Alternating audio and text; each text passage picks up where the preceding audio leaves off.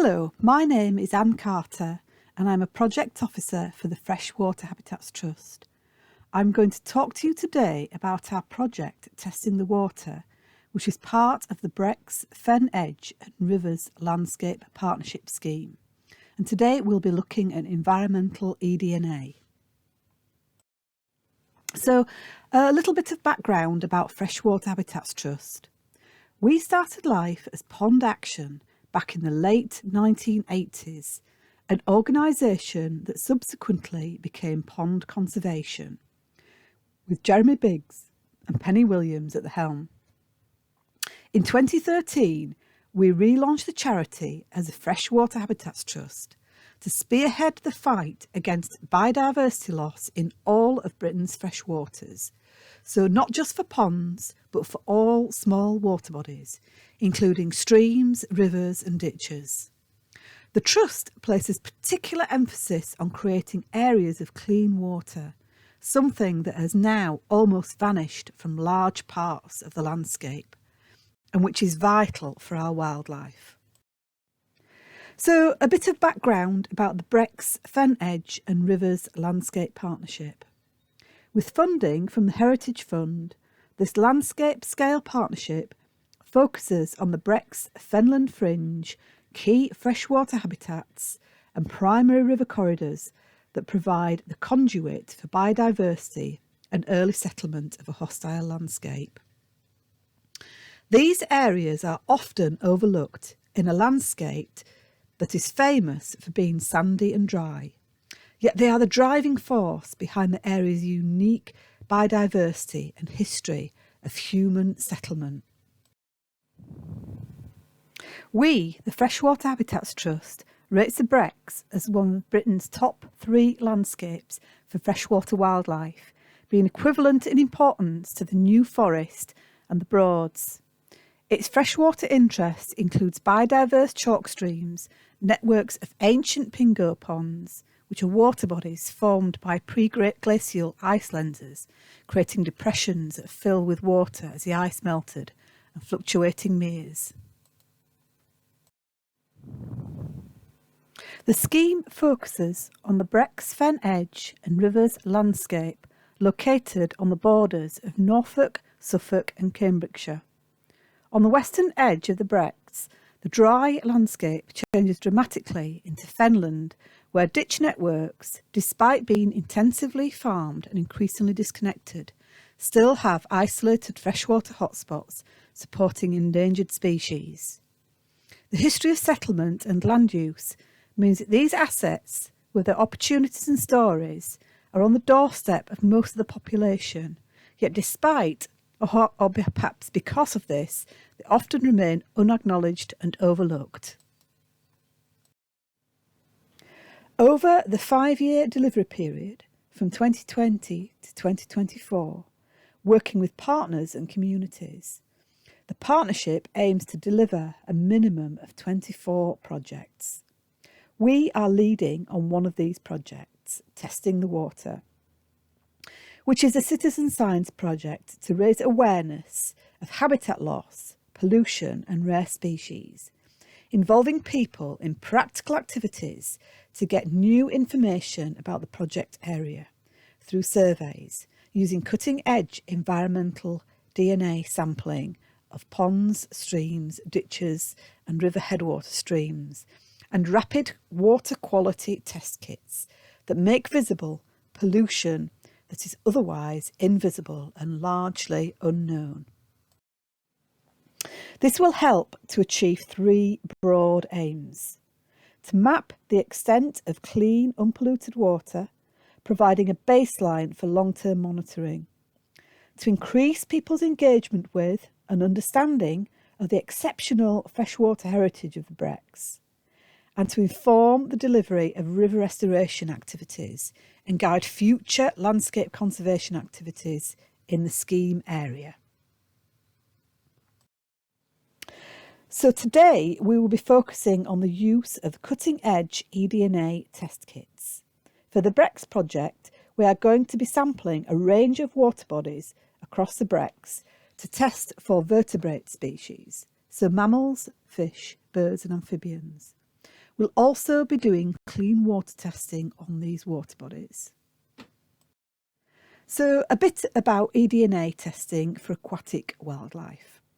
eDNA is a powerful tool for surveying a range of aquatic creatures without the need to actually catch the animals themselves. It has been shown to be effective in a wide variety of aquatic ecosystems, including ponds, lakes, streams, rivers, estuaries, and even oceans. It can be used either to detect the presence of a particular species or to survey whole community organisms. For the Brecks survey, we'll be using the multi-species kits to detect the presence of vertebrate species in the water bodies, so mammals, fish, birds and amphibians. So what exactly is eDNA?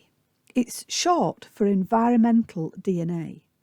It refers to DNA deposited in the environment through excretion, skin shedding, mucus secretions, saliva, etc.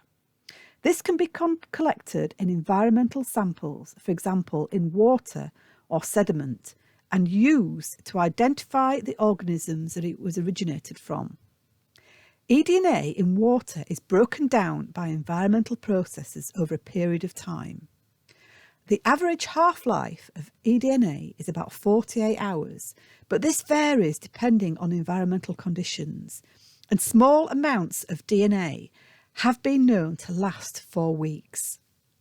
It can travel some distance from the point at which it was released from the organism, particularly in running water. Findings are typically that eDNA analysis gives a good snapshot of contemporary communities. The vertebrate eDNA kits that we'll be using detect fish, amphibians, mammals and birds, but currently not reptiles. In addition to aquatic and semi-aquatic animals, a surprising number of terrestrial species are also detected, such as deer or foxes, which may be using the water body to drink, but these should be considered incidental detections. Previous analysis have detected species such as the water vole and otters in the UK. So animals leave behind their unique DNA code. DNA metabarcoding generates robust, replicable biodiversity data at unprecedented scales. This data can be used to inform crucial environmental management decisions. Metabarcoding is a method of sequencing the DNA barcodes of many different organisms in parallel. And metabarcoding uses high throughput sequencing on community DNA to identify diverse taxa in a single reaction. When metabarcoding is applied to environmental samples such as water, it is known as eDNA metabarcoding. And now for the voodoo. Once our sample is collected, scientists crack the code and tell us what animals have visited the pond. There are 4 principal steps in a metabarcoding pipeline. Firstly, the community DNA is extracted from the sample. The barcode region is then amplified using primers optimised for the target taxon group, so in our case for vertebrates. This makes millions of copies of the barcode gene in preparation for sequencing. The amplified DNA is then sequenced on a high throughput sequencing platform, which generates about 30 million sequences in about 2.5 days. And finally, the raw sequence data is processed to obtain a species sample table that can be used for ecological analysis. So I'm now going to tell you a bit more about the eDNA work that we have been doing with great crested newts and some other species. So great crested newts were one of the first species to benefit from the eDNA survey technique to detect presence-absence in water bodies. Following on from rigorous trials, a comparison of eDNA techniques compared to traditional methods showed that there was 99% detection with eDNA and only 95% with the traditional method of bottle trapping and torching. So using eDNA surveys has also been found to be substantially quicker. So a 2-person survey compared a 2-person hour survey compared to a 28-person hours for 4 visits, using the multiple method traditional survey. So from 2015, we have been carrying out an annual Great Crested Newt monitoring survey to detect newt occupancy trends in England. Volunteers have helped us to collect eDNA samples from more than 380 ponds across England. We can now predict with certainty that between 11 and 21% of 1 kilometre grid squares, that's around 21,380 squares, are occupied by Great Crested Newts. Now, this work would have been impossible to undertake without eDNA. So moving on to another example, at Wicken Fen, we evaluated use of eDNA metabarcoding to detect the presence and abundance of fish in standing and running water. The results showed that the same amount of diversity was found using eDNA as has been detected by Environment Agency fish surveys at Wicken Lode since 1984. And the EA has never found all of these species in a single survey. This shows just how sensitive and powerful a tool eDNA metabarcoding is, even when samples are collected by non-experts. 2 species, gudgeon and ruff, appear in the EA results, but were not detected in the eDNA survey. However, each of these was recorded just once, in 1994 and 1990, respectively. So it is likely that the species are no longer present at the site. 2 species were detected by the eDNA surveys that did not appear on the EA survey data for Wicken Lode. These were bullhead and spined loach, which is a protected species typical of this East Anglian fenland habitat. These small bottom-dwelling fish are difficult to catch, so are often underrepresented in conventional survey data. The species list also includes European eel, which is listed as critically endangered on the IUCN Red List, and bitterling, which is very rare in the UK. So most species were found in all 4 samples on Wicken Lode and Monks Lode. Moving on to another example, surveys using eDNA were completed on Hatchet Pond and Hatchet Little Pond in the New Forest in Hampshire in January 2019. For this 6.7 hectare lake, 5 kits were used, roughly 1 sample every 10 metres, as we can see on this map. So overall, the results showed the difference between kits, but overall no species were missed based on what we already knew of the fish population in the pond. So now I'm going to tell you a bit more about the kits we'll be using as part of this project and how to use them. So we have 70 sites to sample in total, a mix of ponds, lakes, rivers, streams, ditches and cut-off channels across the Brecks area, as illustrated on this map. So we'll send you a simple site pack with information that you'll need about your survey site, including the grid reference and water body type and the water body name. Use this as a unique sample name on the sampling data sheet that will come with your eDNA kit, and I'll tell you a bit more about this later on. Some of the water bodies are on private land, so we have arranged permission for these.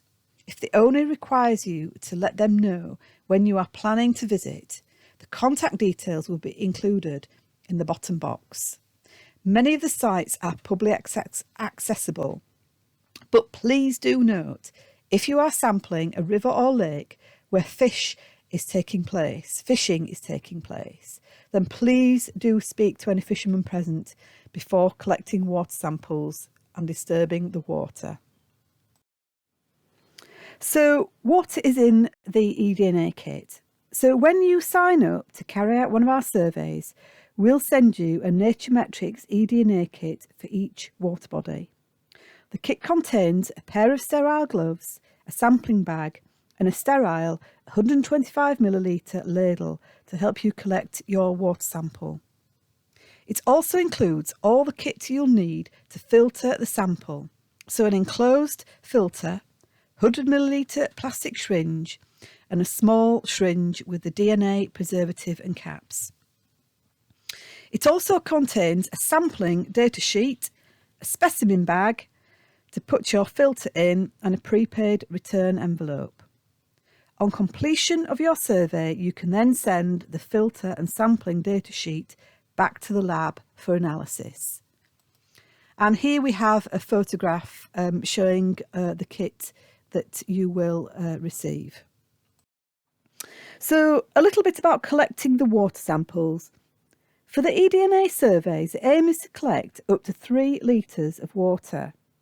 Don't forget to use the gloves in the pack to avoid contaminating the sample with your own DNA, as we are also mammals. Use the provided 3.5 litre collecting bag and ladle to collect your sample. At this point, a small bucket might be helpful to help stand the collecting bag in, and it's also useful to take a long stick to attach your ladle so that you can easily reach the water safely. And here you can see one of our volunteers holding the large bag full of water with her gloves on, ready to do the filtering process. So sampling standing water. In a standing water body, such as a pond, eDNA does not mix well due to absence of flow. So multiple water samples are key to capture the eDNA present. By sampling in many areas, you considerably increase your chance of collecting DNA successfully. So walk around the pond to identify areas where you can take your eDNA samples and collect up to 20 subsamples spread out evenly around the pond edge. The samples should be taken from both open water and vegetated areas if present. If you can't access all areas of the pond, which to be fair is most ponds, spread the samples out as best you can around all areas of the pond you can get to. If you are sampling a very slow-flowing ditch, aim to collect subsamples from as many accessible locations as possible along its length. And if you are sampling a lake, then take subsamples from the inflow and outflow if there is one. And then at 10-metre intervals around the lake perimeter. Aim to collect between 1 and 2 litres of water. The main aim is to collect as many different subsamples for different areas of the water body to capture as much DNA as possible. So moving on to running water. In a river or stream, eDNA can be well mixed depending on local environmental conditions, but flow means that eDNA can be transported hundreds of metres from its source. So multiple sampling locations along the length of the stream or river are recommended. In small streams or rivers, at least 3 sampling locations should be identified, with subsamples taken at each sampling location. Start at the most downstream sampling location to avoid collecting your own DNA and work your way upstream. Aim to collect between 2 and 3 litres of water. And please note that for our river sampling, we have selected several different locations along each river watercourse, with most of them accessible from bridges. So aim to collect subsamples from both sides of the river, if at all possible. So carrying out the eDNA survey. As we've seen in the previous slides, the first step is to collect your water sample using the gloves and sampling bag provided. Once the water is collected, seal the bag and make sure that the water is well mixed by shaking for 20 to 30 seconds. For step 2, draw up 100 ml of water from the sampling bag into the large syringe. If there is a high sediment load, then leave the sample for a few minutes to allow the sediment to settle before drawing up into the syringe. This should increase the amount of water that you can filter. Attach the syringe to the filter outlet at the lower end. The syringe should easily twist onto the inlet side of the filter. Press the plunger to push the water through the filter, and repeat until all the water has been filtered and the filter starts to clog. Please keep a track of the number of times the syringe is refilled and make a note on the sampling data sheet of the total volume processed. And here we have a couple of photographs showing the water being pushed through the filter. So once all the water has been filtered, detach the syringe from the filter and, holding it in one hand, pull back the plunger to fill the syringe with air. Reattach the filter and push the air through to expel any water trapped inside the filter.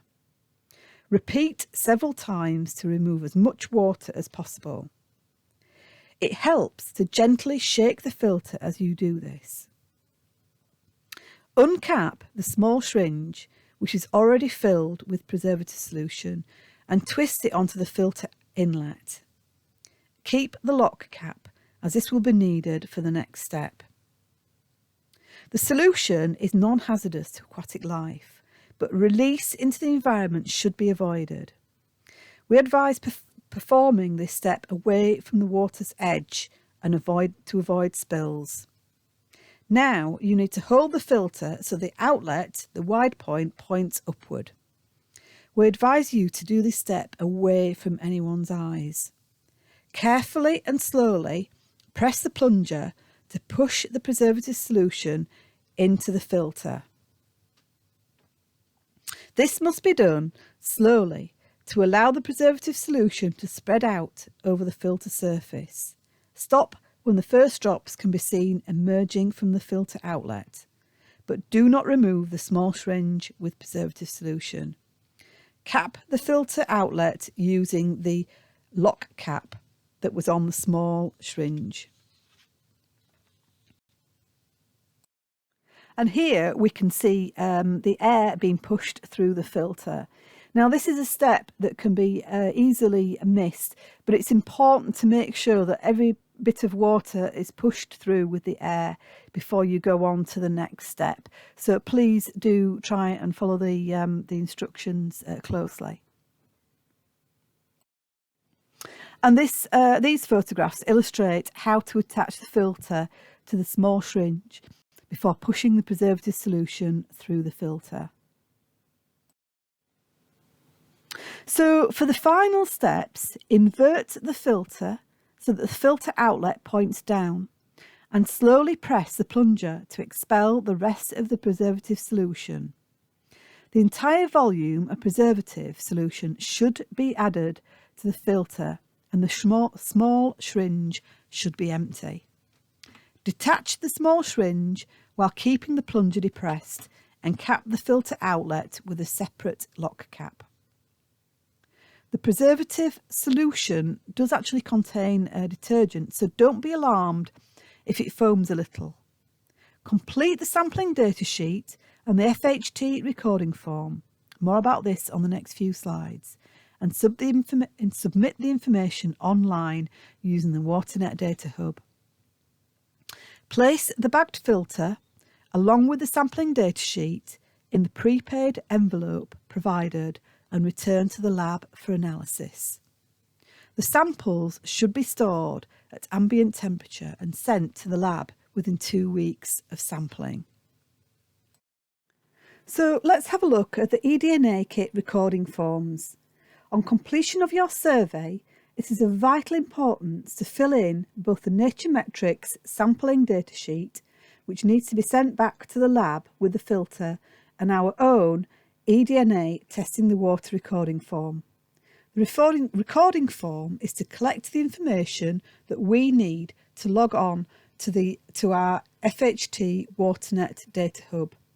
Don't forget to make sure that the company name, Freshwater Habitats Trust, and the project name, BFER Citizen Science Testing the Water, are completed on the sampling data sheet, which is the one that goes back to the lab with the filters. Nature-Metrics process hundreds of kits, so we need to make sure that they receive all the info they need so that we can get the correct results back. So looking again at the sampling data sheet on the left-hand side.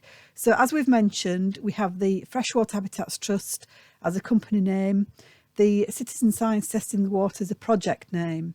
So then you need to fill in your own name, the sampling date, and the unique sample name, which is the name that should have been given to you on your site pack, alongside the 8-figure grid reference.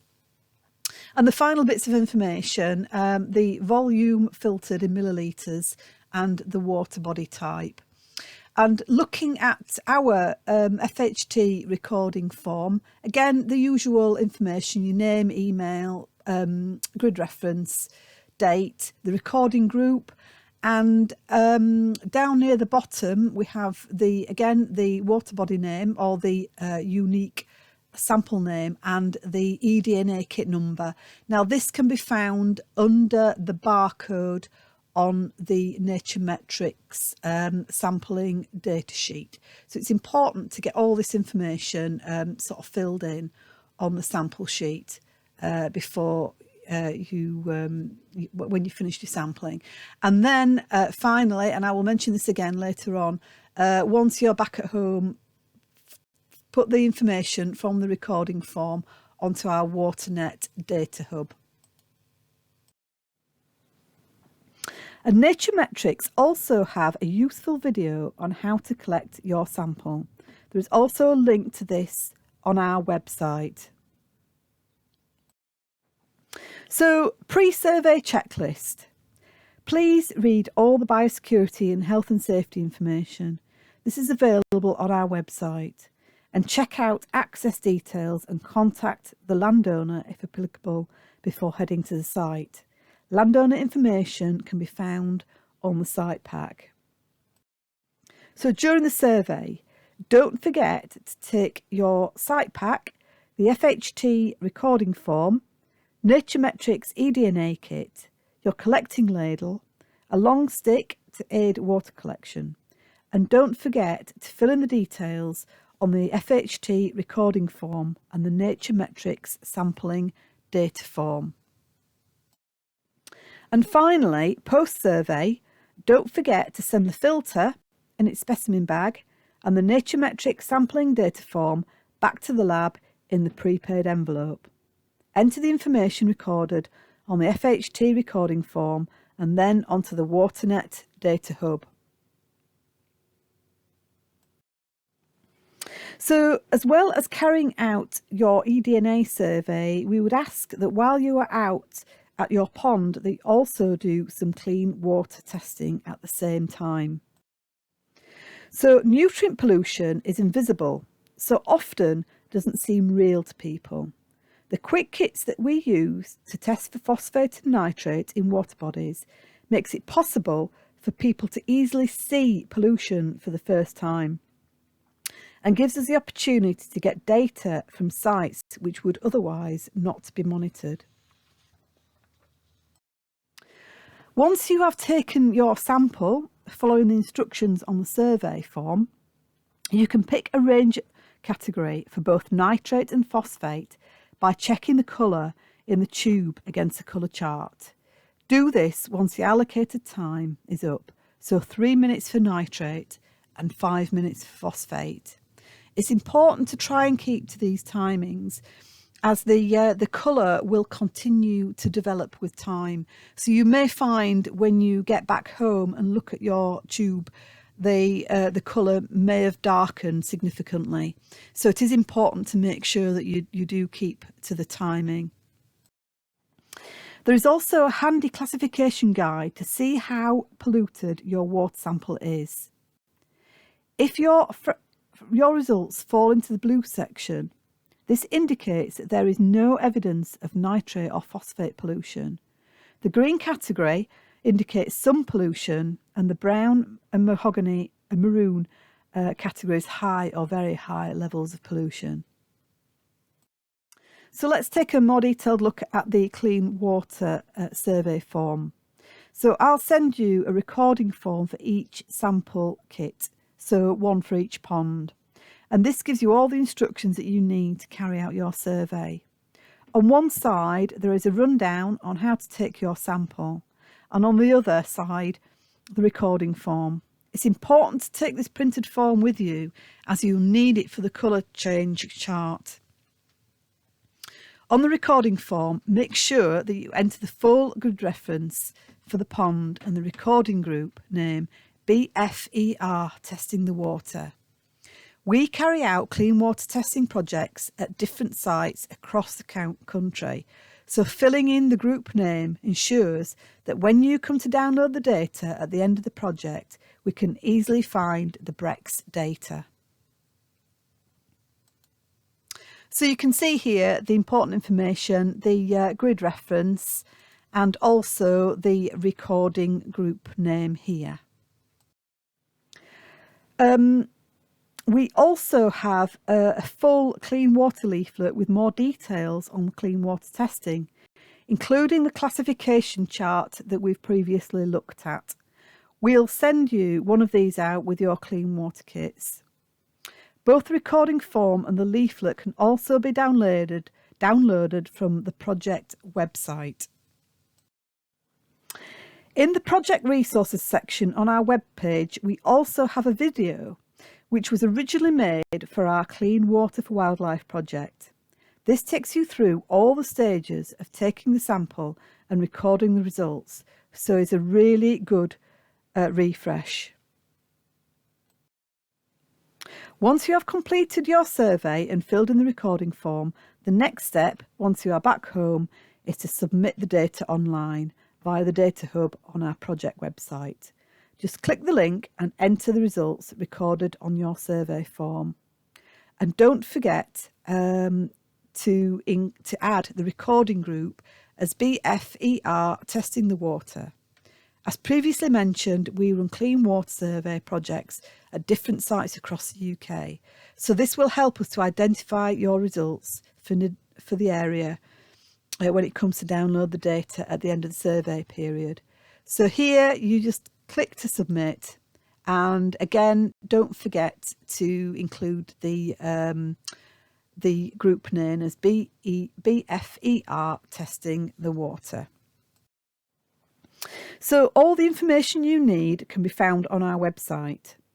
From our homepage, you can quickly navigate to our dedicated Testing the Water project page, where you will find all the information you need to carry out your survey, including a recording of this presentation. Just click on the link and it will take you to the page. So now a quick little demonstration. As I mentioned previously, our rapid water quality test kits make visible pollution that is otherwise invisible and largely unknown. There is a popular assumption that if water is clear, then it is clean. This is not always the case. Here we have 4 pots containing different water samples, all of which look clean. So looking at the results, so as you can see, sample 8 is showing high levels of nutrients. This is actually tap water. Most people are not aware that there are, depending on where you live, high levels of nitrate and phosphate in tap water. Tap water is regulated so that levels are not harmful to human health, but these levels of N and P in the wetland environment is harmful to aquatic life. As previously noted, when more nutrients are added to the freshwater environment, this can cause profound changes and the freshwater wildlife can struggle to adapt. So what about sample B? This is indicating very clean water. This is in fact bottled water and represents the ideal clean water conditions in which aquatic life can thrive.